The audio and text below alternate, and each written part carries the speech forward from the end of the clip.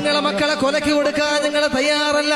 ഈ കേരളത്തിന്റെ മണ്ണിൽ നിന്ന് ലഹരിയെ പൂർണ്ണമായും തുളച്ചു മാറ്റുമെന്ന് പറഞ്ഞുകൊണ്ട് ഓപ്പറേഷൻ തൂഫാൻ എന്ന് പറയുന്ന പദ്ധതിയുമായി മുഖ്യമന്ത്രി മുന്നോട്ട് വരുമ്പോ എല്ലാവരും അതിനെ ചേർത്ത് നിർത്തുകയാണ്. രാഷ്ട്രീയ പക്ഷപാതിത്വമില്ലാതെ എല്ലാവരും അതിന് ഐക്യദാർഢ്യം പ്രഖ്യാപിക്കുകയാണ്. കേരളത്തിന്റെ മണ്ണിൽ നിന്ന്, പെരുമ്പാവൂരിൽ നിന്ന്, വളാഞ്ചേരിയിൽ നിന്ന് ലക്ഷക്കണക്കിന് രൂപയുടെ ലഹരികളാണ് കഴിഞ്ഞ ദിവസം പിടികൂടിയതെങ്കിലോ എന്റെ ചെറുപ്പക്കാരാ, ഒരിക്കലും ലഹരിക്ക് നീ അടിമപ്പെടാൻ പാടില്ല. എത്രയോ കുടുംബങ്ങളാണ് ലഹരി കാരണം ശിഥിലമായി പോയത്. എത്രയോ കൊലപാതകങ്ങളാണ് നടന്നത്. എത്രയോ കുടുംബങ്ങളാണ് തകർന്നടിഞ്ഞ് തരിപ്പണമായി പോയത്. എന്റെ പ്രിയപ്പെട്ടവരെ, കുല്ലു മുസ്കിരിൻ ഹറാം, ഒരു ലഹരി പോലും നീ ഉപയോഗിക്കാൻ പാടില്ല. ലാ യദ്ഖുലുൽ ജന്ന,